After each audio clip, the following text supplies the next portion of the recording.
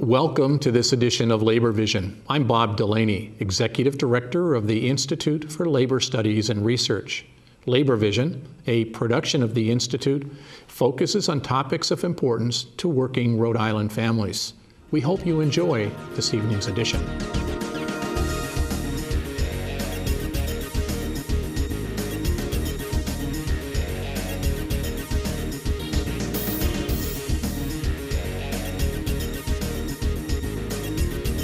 That's going to be a pretty good introduction to our next speaker. We are honored tonight to have Steve Tolman, who is the president of the Massachusetts AFL-CIO.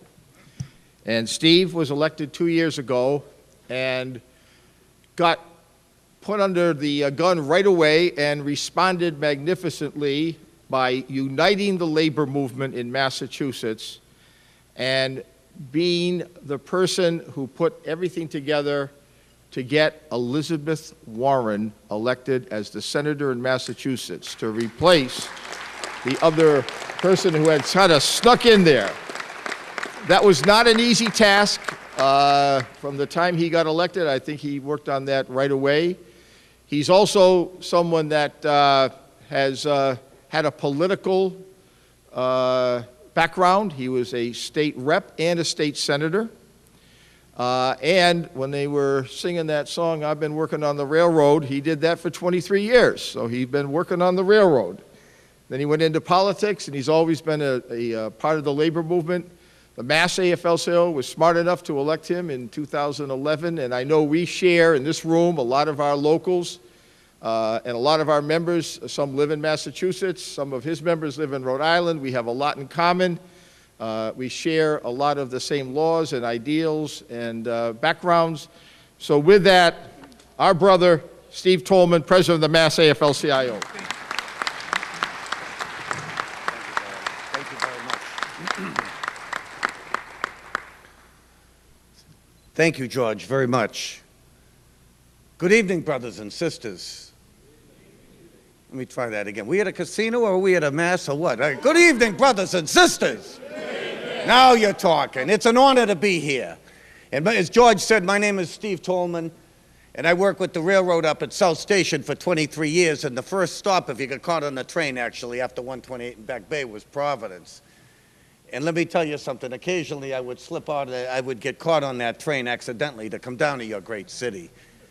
But, you know, after hearing that video and seeing and feeling what I feel in this room here tonight, I got to tell you, I first want to thank Maureen and George for the invitation to come here tonight. But I think that's about all I want to use for my speech, because I want to talk to you from my heart. And there's good news and bad news to that. Sometimes I don't know when to shut up, but I know I got Armin right there. So I know they're going to tell me when it's time to shut up. And I know I got one vice president. I think Jimmy Riley's here from UFCW, one of my vice presidents. We have about 70 of them up in Massachusetts. Thank you, Jimmy. But brothers and sisters, I'm honored to be here today because it's an election for our good friend George Nee, or one might say a coronation, I don't know, because it sounds like everybody's on board here, but for good reason. And the reason I say that is I called my brother John. I'm the sixth of 8 children, and I was the sixth in 7 years, and my brother just above me is with the BLE, Brotherhood Locomotive Engineers Teamsters. And in '88, he met George out in Iowa working for Mike Dukakis. And I said to John, I said, George, tell me a story about George. John, tell me a story about George. And today, he said, I'll tell you, Steve. In 1996, I think it was 95 and 96, we had the critical incident stress bill for engineers when they hit somebody on the train. Our primary piece of legislation. I went down and met with George, with the group of us and a couple of his friends, and within 6 months it passed in Rhode Island. It passed in Rhode Island, now it's federal law. That's 6 months it passed in Rhode Island. That's what John said to me. And I knew when I worked on the railroad, I worked for the 23 years, and then I ran for rep in 1990 and lost, and then I ran again in 94 and I won. And I served 2 terms in the House and 7 terms in the Senate. And my friends in the labor movement, was 20 years as a union rep in the 70s, 80s, and early 90s. And my friends in labor called me and asked me to run for the president about 2.5 years ago. And they did that because they knew of my commitment and dedication to this movement. And they also knew that I would take it serious, most importantly, because we are under attack, brothers and sisters. Let me ask you this. When in hell did it ever become fashionable not to have a pension? That it's, oh, you should feel guilty because you have a decent pension. When did it ever become acceptable to sit back and let our seniors go bankrupt because they get a medical illness and the insurance company doesn't cover them enough? When? Well, should we be embarrassed that we worked state jobs, did make a lot of money, but had good benefits? And all of a sudden, you hear education reform, transportation reform, pension reform, health care reform. And all this is happening when the top 1% in this nation controls about 60%, 40%, the top 1%. The top 1%, brothers and sisters, is 3 million people, 3.2 million people. That 60%, which we dangle with, is about 190 million people. We have the boots on the ground, and we can compete with their money if we are organized and stick together. But we got to put the little stuff that divides us aside and stand together. And with great leaders like George and certainly Maureen, we can do that.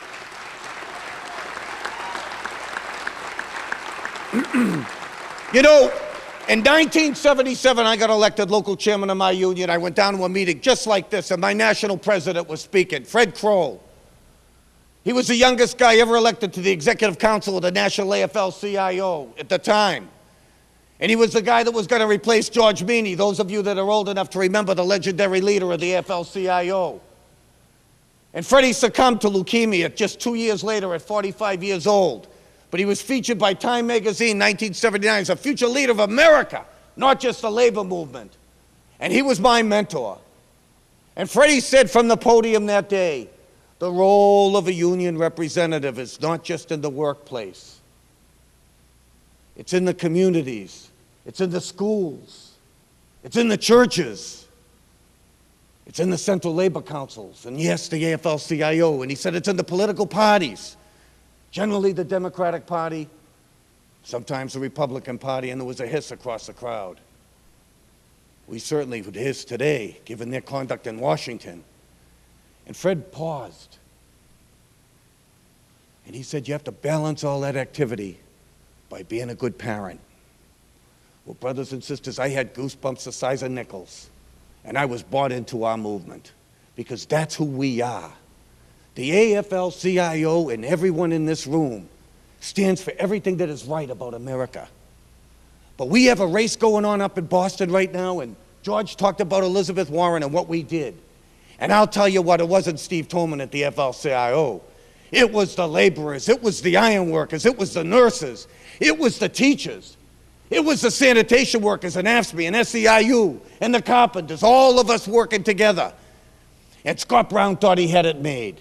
He thought, I served in the legislature with him, I met with him, and he said to me condescendingly in January of that year, Steve, we're gonna keep the House, we're probably gonna take the Senate, you're gonna need a friend like me.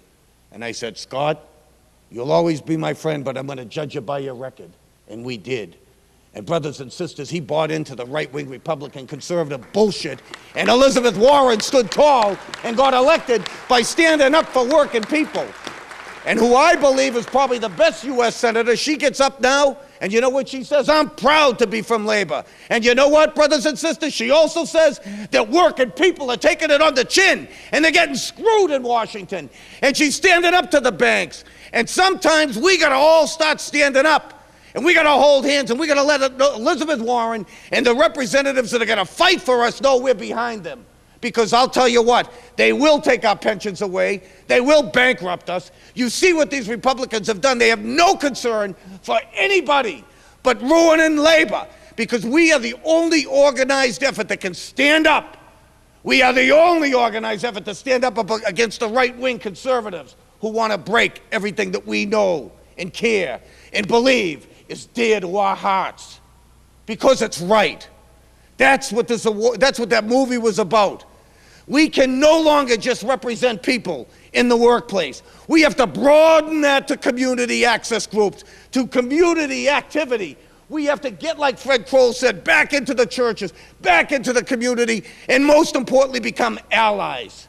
Because there's too much that unites us to let a few things divide us. Brothers and sisters, I'm going to close with a great quote of mine. Because as we press on for justice, and it's from Martin Luther King, 1956.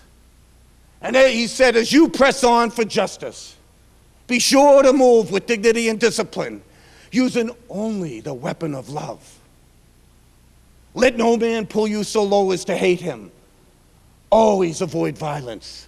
If you succumb to the temptation of using violence in your struggle, unborn generations will be the recipient of a night of bitterness, of a bitter night, and your chief legacy will be an endless reign of meaningless chaos. God bless you. Thank you. Thank you.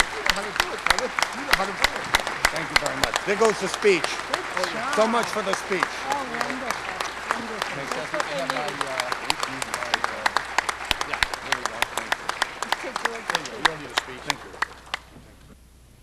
Wow. A little bit more passion next time. Great job.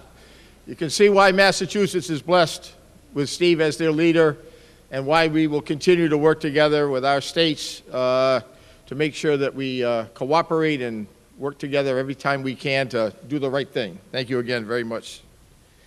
At this time, we'll do something a little different. We have a few different kind of presentations for this convention.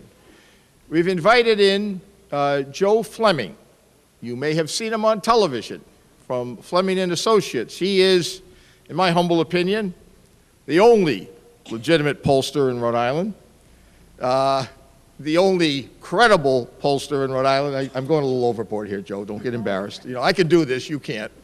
But Joe has been a pollster for a number of years. He's works with several of the television stations, and he's been doing polling for the labor movement for about 12 years now under the Working Rhode Island umbrella. And we have learned a lot from the work that he's done with us, and I thought it would be appropriate if we would bring him before you tonight, and so he could share his thoughts on why polling can help us understand what's happening in our own movement, also what's happening out in the community, so we can better respond and represent our members. So with that, Joe, thank you very much for being with us tonight.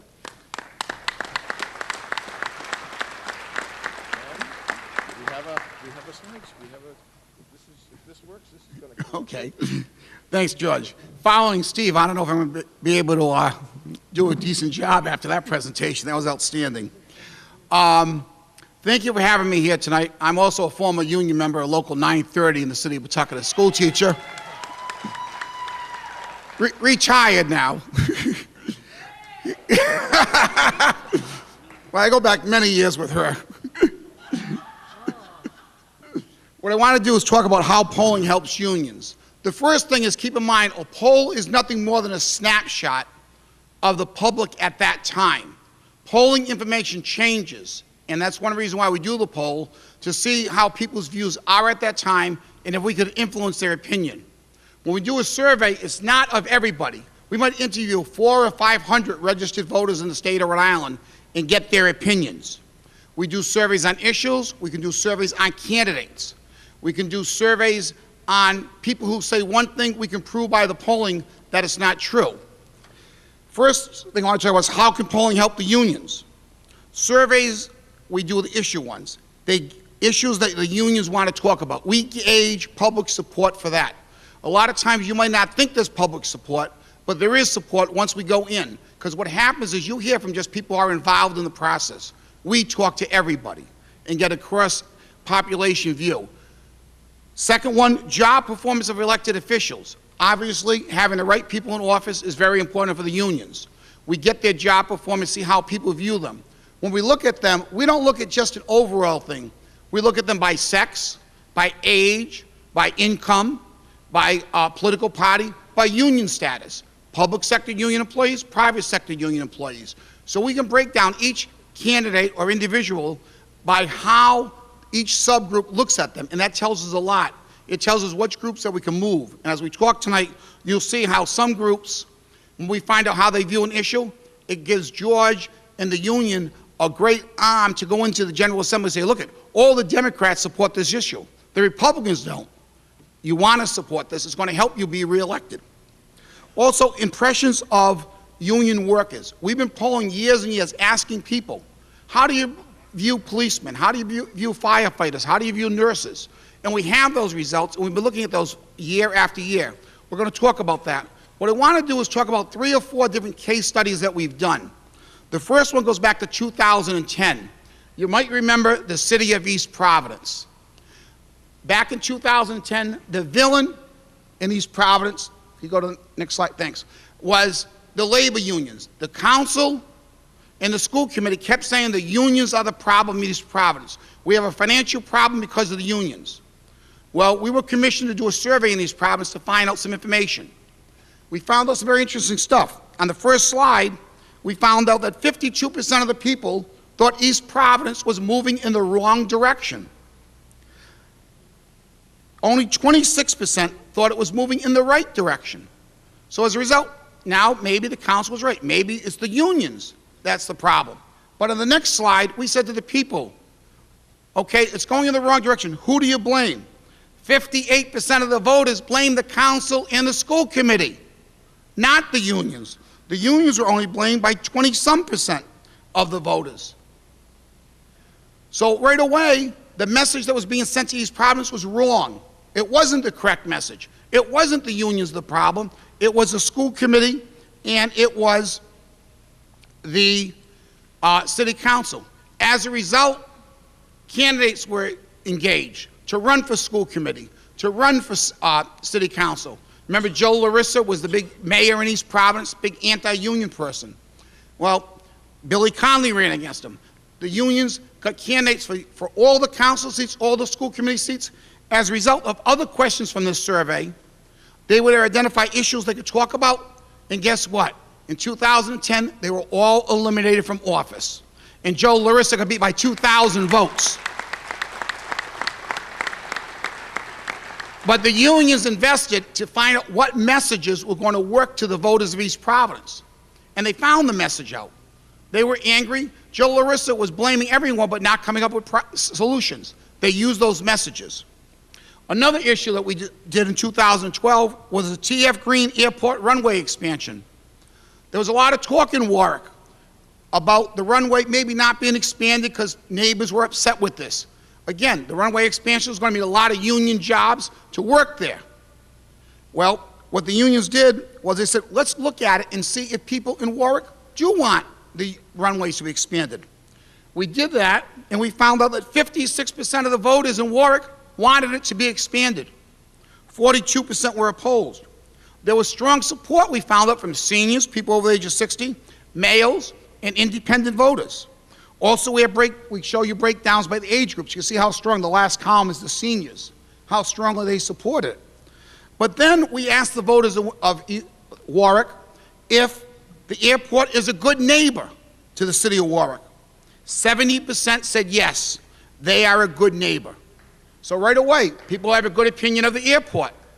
The big thing was the council was going to bring a lawsuit to stop the expansion, which would have held it up in court for a number of years. So we asked the question, do you support a lawsuit for the runway extension? 37% of the voters in East Providence and Warwick said yes. 54% said no. Right away, people weren't supporting it. We also checked other things. We said to the voters, if you knew Mayor Avedisian worked with the FAA to make sure safeguards are in place, would you be more inclined to support it? People said yes. If you knew it was going to create more tax dollars, people said yes. If you knew business and labor were supporting the expansion, would you say yes? People said yes. Well, what this did, this survey gave the council cover to go and say, yes, let's approve the expansion. Let's not do the lawsuit. As a result, there's no lawsuit, and the airport expansion is going forward. Again, another issue the unions invested in, and they got the message across to the elected officials in the city of Warwick. So that was a big plus for them. Then in 2013, one of the union's favorite subjects. Teacher Union Survey. Commissioner Deborah Gist, a favorite of the NEA and AFT, kept saying, well, yeah, I know the union leadership don't like me, but the rank and file members like me. They really do. So I got to give the unions credit. They said, let's go out and find out if the rank and file like it. We don't believe they do. So the first thing we did, we asked a question about the job performance of Commissioner Gist. And 24% said she was doing an effective job. 73% said she was doing not an effective job. Notice the three charts up there. The newer members of the unions, 59% said she was not doing an effective job. People who worked 10 to 19 years, 74% said she was not. Those who have been in the system many, many years, who have gone through a lot of people, 77% said she was not doing an effective job. She also said, I communicate with the teachers. Well, we asked that question. Now, this survey was done just to union members. 90% says she was doing a fair or poor job. If you were teaching more than 20 years, 95% says she was doing a fair or poor job. We asked teachers that they're better off now under Gist than before. 85% said they were not. We asked about the kneecap. Should it be required for graduation? 72% said it should not. Then we asked a battery of other questions to union members. Then the last question we asked was, should Commissioner Gist be reappointed? 7% of the union members said she should. Unfortunately for her, 85% said she should not be reappointed. Senior teachers who have been in more than 20 years, 89% said no. We were in female teachers, both unions, 85% said no. Female teachers, 86% said no. What we were able to show with the survey, and the unions released this publicly, and when they released the survey, that's changed the whole dynamic of her reappointment. People started to question things because they saw that the rank and file teachers definitely were not in her corner. So again, it gave both the NEA and AFT some ammunition to use in their fight, especially when we're talking with the Board of Education, to try to show them that she doesn't have the rank and file support. The other thing we do is we do statewide surveys, usually about once a year. And these surveys run about 18 minutes long. So we keep people on the phone for 18 minutes, testing all sorts of issues. And I just want to go over a couple of things that we've done in the last survey. This is from the 2013 survey. The first slide is the view of the workers. And it's probably very hard to read, but if you look at it, people like nurses, fire, police, social workers, their favorability rating is like 95%. The voters around have a favorable opinion of them. And we've polled this question for like 6 years. The opinions don't change. It stays pretty constant year for year unless there's something that happens within that field that might make it jump up or down, but it goes back the following year. All the groups we checked, teachers, social workers, city and town workers, state workers, I think the lowest group had like a 69 or 70% favorable rating. The voters in Rhode Island like the union workers, there's no question. I say classroom teacher, yes. I say nurse, 98, 99% some years.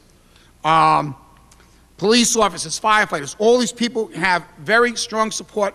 All the subgroups support them very strongly. The next thing is we'll poll on issues that might affect that the unions might be talking about. Here, the first one is increased child care eligibility assistance. Look at the number, like 67% wanted to increase the assistance for child care. This was a bill that was in the General Assembly. This gave the unions ammunition to go to the General Assembly members and say, look it, we have support for this from the rank and file. And what happens is 86% of Democrats supported this, which is higher than the statewide number.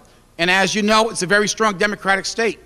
So if you're talking to a senator or a Democrat in Providence, Pawtucket, Woonsocket, Central Falls, they don't care how the Republicans feel on this issue. Their fight is in a primary. If they know 86% of their supporters support this, it's going to make them more inclined to support it. The next slide was a piece of legislation that passed this year.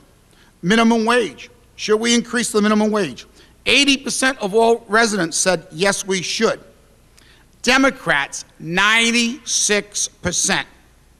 Even 64% of Republicans said we should. We only have about a 12% Republicans in the state of Rhode Island, but there was support for it. And again, it showed the General Assembly, if you pass this, it's not going to hurt you. It's not going to have a negative impact on you. The next slide we talk about was the kneecap. And we can see a majority of voters, 54%, said it should not be used for graduation. And again, it gives the unions more power. The strongest opposition for the kneecap was from voters under the age of 50, the people that would have children in the school system. And that's where the strongest support was. 64% of Democrats oppose this. So all this gives the unions ammunition to use during the General Assembly session. The last slide is an interesting one. It's on binding arbitration. 56% of Rhode Islanders said they would support binding arbitration for teacher contracts. And we laid it out explaining what the binding arbitration was. And again, an issue like this, it could change as the debate heats up. But before there's a debate, we find 56% said they would support it, 37% would oppose it. Strong support from voters between the ages of 40 and 49 and from female voters. As you can see, we can pick up where the support comes from. We know what groups to work with. If mailings have to be done, we can target specific groups to get the message across where we know the support is. The last thing I want to talk about is the media. Let's go with a real favorite subject of the union, talk radio. We asked people, do you listen to talk radio? Only 17% of Rhode Island residents said they listen to it a lot. 40% said sometimes, 43% said never. In this survey, we didn't ask them who you listen to, but in past surveys we did. Buddy Cianci is #1, and the rest of them are way down the pack. You know, somebody like John DePietro was way down on the low end when we polled this question a couple of years back. But who listens to it? Voters over the age of 60, 20%. Republicans, 23%. Democrats, 12%. Independents wasn't that high. But the popularity is going down. In 2010, it was 22%. In 2011, it was 23%. And in 2012, it was 16%, and now it's at 17%. So it's going downhill. Talk radio has some impact, but it's the same people listening every day. And our survey shows they're mostly elderly, and they're Republicans. And if they're Republicans, they're not voting for union candidates anyway. You never had their vote, and you never will have their vote. Thank you for joining us for this edition of Labor Vision. We appreciate your input and encourage your comments. Labor Vision can be seen on this channel 3 times each week: Tuesday at 7 p.m., Thursday at 8 p.m., and Saturday at 5 p.m.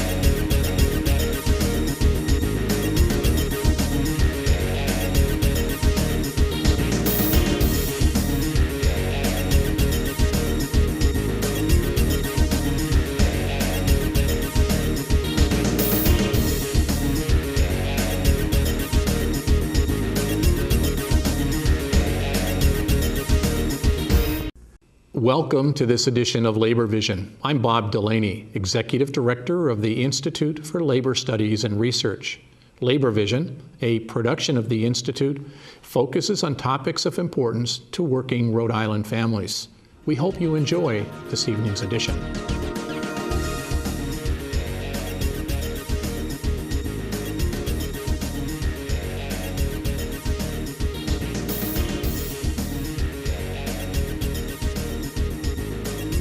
At the end of the day, it's all about results. And so we have some results we want to share with you, and the results for us are the young people who have successfully graduated from Building Futures, who have found a career in the trades, and who are now supporting themselves and their family.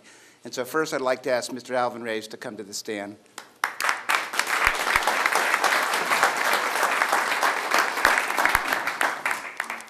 Good morning, ladies and gentlemen. My name is Alvin Reyes, and I am a former graduate of Building Futures and currently an apprentice with the local IBEW Electricians Union. When I first entered this program, I had no idea what I was getting myself into. I was a college dropout, and I was struggling. I mean, I was in a turmoil. The economy was in dire circumstances, and I had no idea how was I going to provide for my family. The tools that Building Futures has been able to provide for me have been astronomical. I mean, this has been a transformation in my life. I've been able to use some of them tools to provide a college fund for my daughter. They have taught me to they've set the bar this high, and once you reach there, they ask you, what now? So I can't begin to describe to you the transformation in my life because of this program. I never thought in my life that I would pick up a hammer or a tape measure and use them tools to create a profession. I came into this program thinking I was going to get a job, some type of form to provide for my family. And it has been a profession. I mean, I've worked on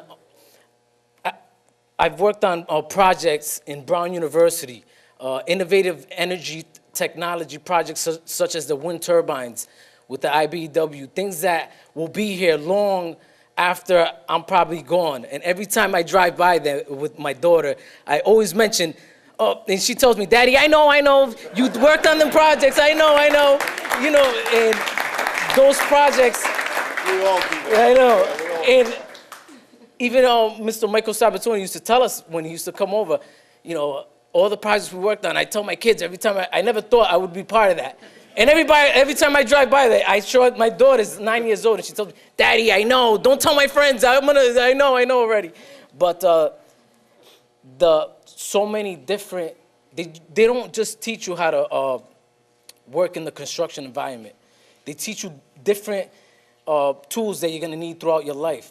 I learned to invest in mutual funds. I never thought about that. I didn't even know what they were before I came here. I learned to save money. I got to purchase my first home because of this program.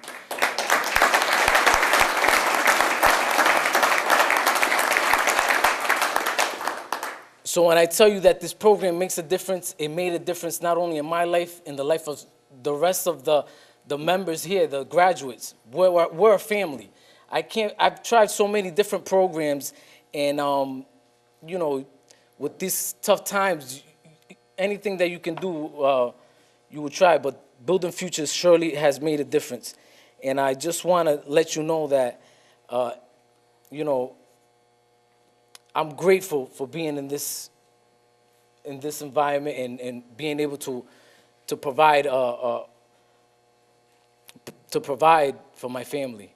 I want to thank you all for coming, and the best gift that this program has allowed me to give to everybody. I mean, God said, let there be light, and here I am giving light to all of you because of the IBEW. So thank you very much, and thank you for coming.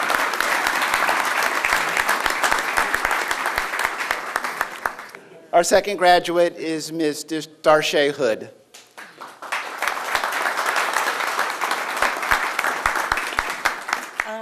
Good morning. How are you? Thanks for coming. name's Dashe Hood.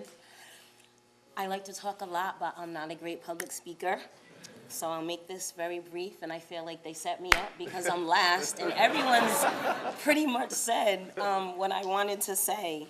I also left what I wanted to write, what I wanted to say at home, but that's no reflection on Building Futures. They have taught me to be very prepared, so that's no reflection on them. But I just briefly wanted to say that Building Futures it's not just a program. As Al said, it is a family. It is an organization. It's something real. It's something tangible. You can see it. You can touch it. It is something real.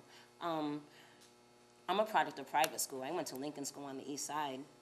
I did have some college under my belt. I lost a job. I was collecting unemployment, used my unemployment waiver, but I still had to eat. And I never thought I'd pick up a hammer. The people that I came into the program with thought I should put it down. But I came through, and I made it happen. I worked with mutual funds. I worked at a place called Boston Financial, and I did mutual funds, and when I lost my job, I was at a loss because I was out of work for so long. And when I came through this program, it was a real program. I was able to see what I would be doing. I was able to have an opportunity to know what I would be getting myself into. And they were very supportive, and they were very helpful. And as everyone said, it's not a job that I've been given. It's an opportunity. It's a skill. They gave me an opportunity, and I was able to open the door. And they've given me a skill which I'm able to utilize. I now have a trade. I now have a career. I've met a lot of people, which it's given me an opportunity to create business, to create a business. I too have been able to buy a home. So, thank you. So whenever Building Futures calls on me, because I always call on them, I definitely pay it forward. And with the opportunity that they've given me, as I said, I was able to buy a home, and now with those taxes, I have to pay it back. But I have to honestly say, one thing that I really have to say is a lot of my brothers and sisters that are here, that I see, most of them I do see on brown jobs. I'm in Local 6, which is out of Massachusetts, and they cover a lot of New England, so I'm fortunate enough to be able to work all over, and most of my work is in Massachusetts. But when I am here in Rhode Island, my son's I know, is the CAC building off of Thayer Street. It's like an arts building, I believe. And that's the building that I point to, and my son says, I know. But I mean, the main thing I wanted to say is this program is real. These people are real. Anyone and everyone deserves an opportunity, to be able to be a productive part of their society and their community, because that's really all that we want. We want to keep it going, and I'd love to see my brothers and sisters on jobs outside of Brown. I'd love to be in Rhode Island. I'd love to not get up at 4 in the morning to go to Boston. It would be a beautiful thing. So I'm very glad that you're all here, and I hope that everyone continues to support this program and support us. Thank you.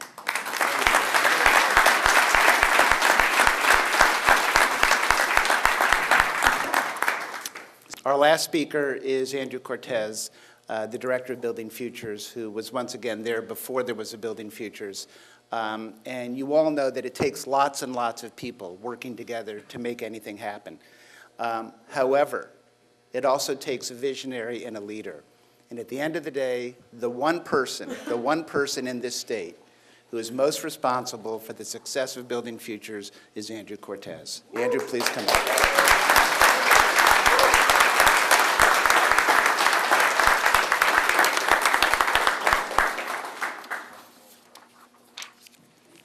You were not set up the worst. That would be me. So, first I have to say a few thank yous. I'm not going to thank everybody. If I did, this would be an award ceremony, not a presentation. But I have to thank our really strong leadership represented here by our congressional delegation. They're absolutely astounding, incredible supporters.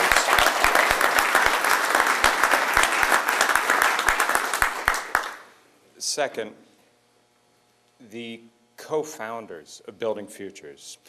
I was running a program called Youth Build at the time, and a lot of my experiences there helped inform how we shaped Building Futures. So I was there, and there was Pat McGuigan, And I have to thank him because without his leadership and support of the idea of the concept of Building Futures, we wouldn't be here today. So thank you, Pat.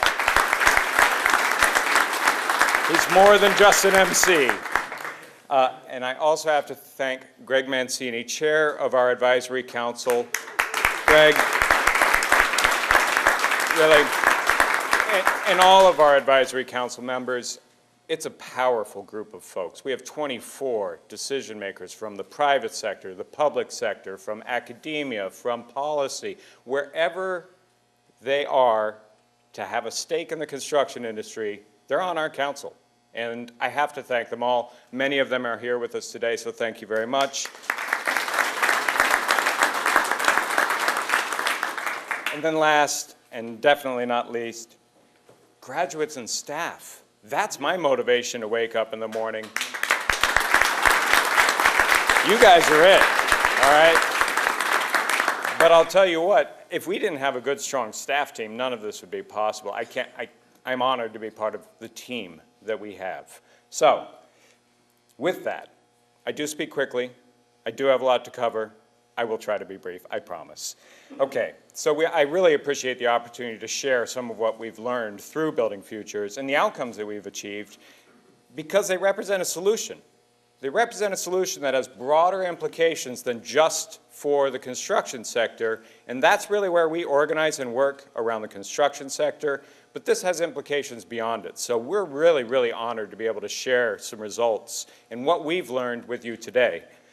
So, as I mentioned, Building Futures, we are a vehicle for positive change. So many people in the room here are also creating positive change. So I feel like I'm in really good company. And once again, I thank you for joining us because I feel like I'm in a room full of peers. People who are trying to create positive change in their own space. And I'm really fortunate that I'm able to share how we went about it with you today. So it's a very collaborative partnership. A lot of major construction employers, contractor associations, trade unions, community-based organizations, and decision makers in all sorts of different arenas who all want to ensure that there is a vital, healthy construction sector here in Rhode Island so that Rhode Islanders can work on the Rhode Island projects to come. So that's what Building Futures is. So we came together, we ran a pilot year in 2007, sort of work out some of the kinks with the pre-apprenticeship model and did a lot of planning with our advisory council, sort of a formal launch right around the 2007-2008 line when we formally launched Building Futures. And, you know, again, just a special thanks to then Mayor David Cicilline, who helped us launch it on the rooftop of the Westin right there in November 2007. We really appreciated that. And here's what we all came together to try to figure out. There are some challenges within the sector, within the construction industry, and we needed to figure out what those solutions were. We had two major problems. We have this aging workforce. There's a loss of skilled journey workers that's happening. Growth or not, attrition due to retirement. Our skill sets are leaving Rhode Island with the age of our workforce. And the problem, there's not enough apprentices who are currently being trained on projects now to meet the demand when all of those skilled journey workers are gone. Because apprenticeship takes 3 to 5 years to truly become occupationally competent. I went through apprenticeship. It was the foundation of my career. I know it works. So that was problem number one. How are we going to meet the future demand? Problem number two was the quality of the applicants to registered apprenticeship programs. There was a skills gap.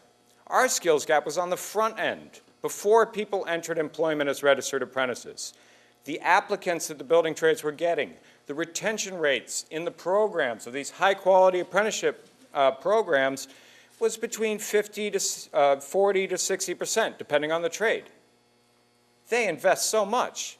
Apprenticeship is private sector. That's employers investing in workforce training in partnership with labor unions who also help provide all of this training. They're making these massive investments, private sector workforce development, but they were losing their money on the front end.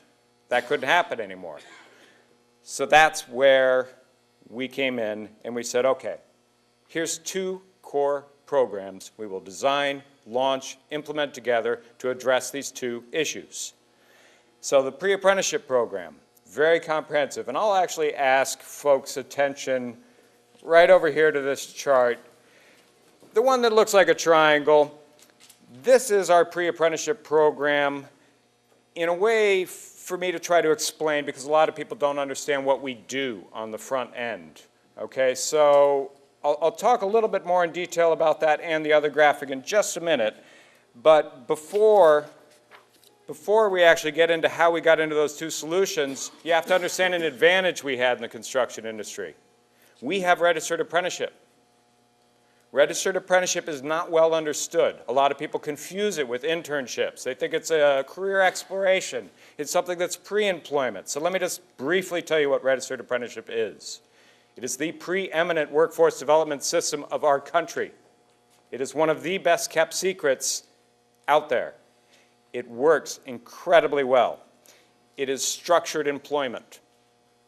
You enter employment at a good starting wage. $16 an hour is what our graduates start at on average. Good starting wage.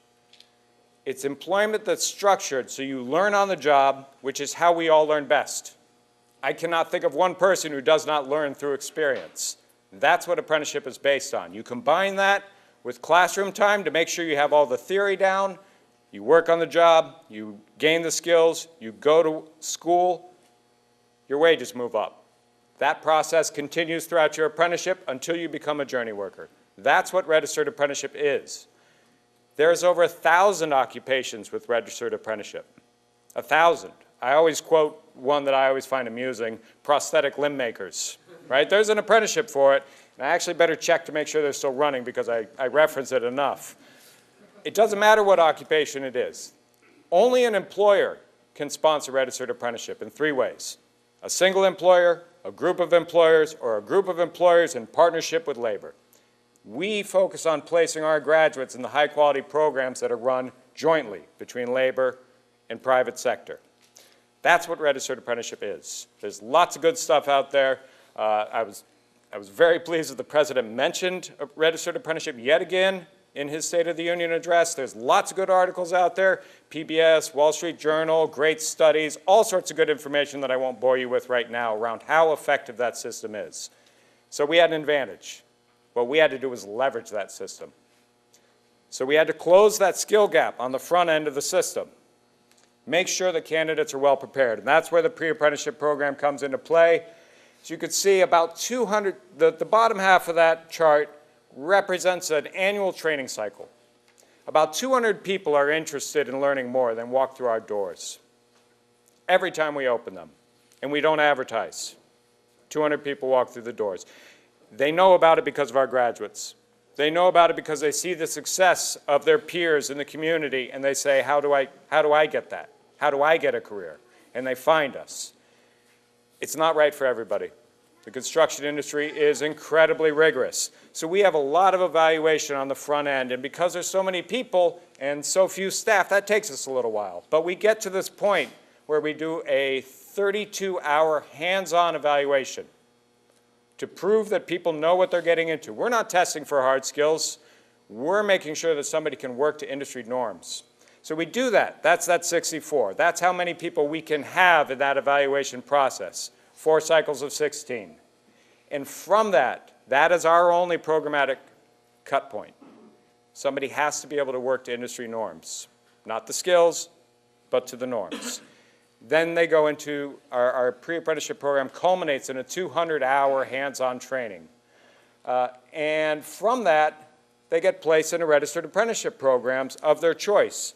The graduates will explain to you, as hopefully some of you could stay for the tour a little bit later, but basically what you see here and what you will see in the back are ways for people in a hands-on manner to explore what their aptitudes might be.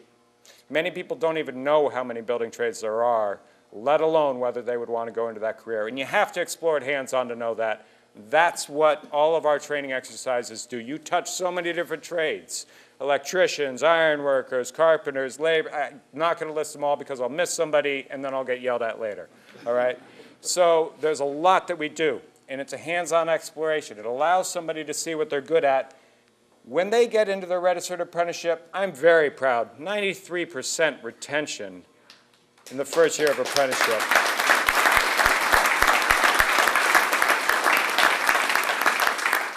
And really, that doesn't really go down that much. It does go down some over the entire length. That's the first year of a registered apprenticeship, but we're in the high 80s over a career. And you know, the point is that people are coming out the other side as skilled trades workers who now have an occupation they can take anywhere in the country, just like I did. My registered apprenticeship program was in California. When I came to Rhode Island, I went to work. That's the power of registered apprenticeship, and that's the power our graduates have found. They are earning, they advance, they're staying, and they're journeying out on the other side. And that actually, that number on the top, even since we printed the graphic, is now 27 journey workers, as another one of actually Michael's apprentices journeyed out just in between printing that and now, okay? They are earning a good living. On average, on the 12 trades that we've placed in the most, $35 an hour on the wage, $22 an hour on benefits. Okay? So, that's the solution that our collaboration came up with on the skills gap piece. Now the problem is, okay, but it's a down economy, the workforce is aging, and we know that there's not enough apprentices being trained right now in the field to meet future demand. How do we address that? That is our apprenticeship utilization program, the demand side of our programming. So what that does is it creates a system to increase the utilization of apprentices on the job right now. And that's very important because it is one of those odd situations where the market is not going to correct itself. Because contractors, by market forces, are dictated to look at their short-term profitability. They have to survive, especially in a down economy. They have to worry about maximum productivity, living bid to bid. It's the people who use construction services who can take the longer-term view. And that's who we partner with on apprenticeship utilization. Strong institutions like Brown University, core partner. Other private sector users as well. We partner with them to say, if we have a shortage of labor later, your costs are going to increase. We better address this now. Because when everybody participates in registered apprenticeship on a job site, nobody is at a competitive disadvantage. So it is that correction, and it's needed, and it works. There are 42 since our initial pilot with the Providence Career and Technical Academy in the city of Providence, and then our next pilot was with Brown University at the J. Walter Wilson building. From that point, 42 separate construction contracts have had apprenticeship utilization program in place. And what you see in that chart there is where they're mapped. So many of them have been in the city of Providence, we pulled that out a bit. And what you see across the top of that second chart is the highlight of the results at Brown University. So those are all mapped. You know, you can read if you have very, very good vision. The key down at the bottom of all the other projects, yeah, it's small. I know it is. But I'll tell you all about every one of them if you want. But let's just look at Brown as an example because they're such a strong partner. So 6 years, 16 projects, 68 unduplicated apprentices started their career there. They worked at more than one job, right? More than one projects over that $274 million worth of capital investment the university has made. Very impressive results. This works as a private sector solution trying to address the needs of the industry. We all need a healthy construction sector. If we don't have one, Darche, I don't mind you traveling to Boston to take their work. But what we do not want is them traveling here because we can't staff our own projects. That is a shame when we have the talent right here.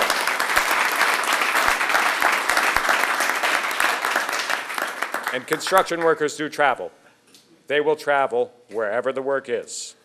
If we have a skilled and trained workforce at the right level, right now, we can make sure the Rhode Island projects are staffed by Rhode Islanders, and that is our mission, and that is what we are here to celebrate today. And I thank you very much for even listening to me to tell you this, because this has implications beyond us. A collaborative partnership, public, private, all of these good folks coming together in a collaborative way to figure out a solution works. I'm just talking about our 2 core programs. I will not bore you with everything else that we do, because there's just not enough time. But we do customize trainings. We have an excellent welding program. It's running right now. right? We bringing people up to welding certification. I'll tell you another elective training that we started recently that's incredibly impressive.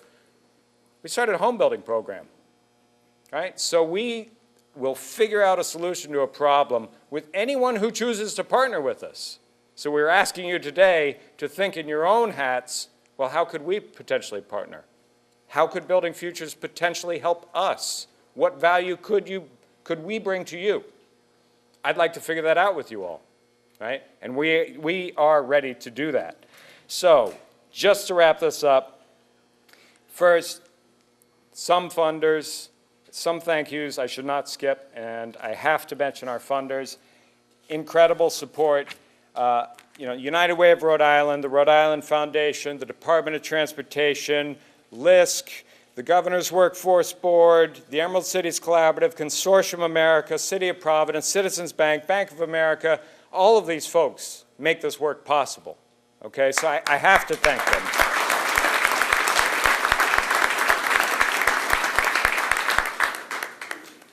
And many of those funders are here with us today, and I am very pleased by that. But the things that I would like you to take away from today, there is an incredible value that evidence can demonstrate. I don't mind skepticism. Be skeptical, because the data will back it up. The results will back it up. You can be as skeptical as you would like. Give us a chance to prove it, and we will. Okay.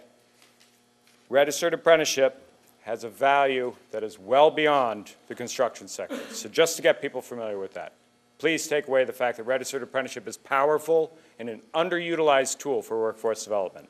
Second, we can bring some value. We figured out a solution within our own sector. We need to expand that solution to meet all industry need, because right now we are doing this with private sector partners. It needs to be bigger than this if we're going to meet the demands for tomorrow. So there's a value in partnering with us. We will help you create a solution. We will do that to the best of our ability, and we don't mind if you're skeptical. Kick the tires. Let us prove it.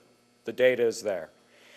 And finally, the value of partnership in order to create these solutions. I appreciate the accolades, but this is not just a question of vision or leadership.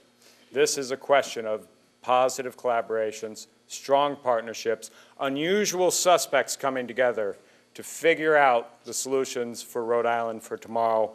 And I will close with that, and thank you very much. Please stay for the tour.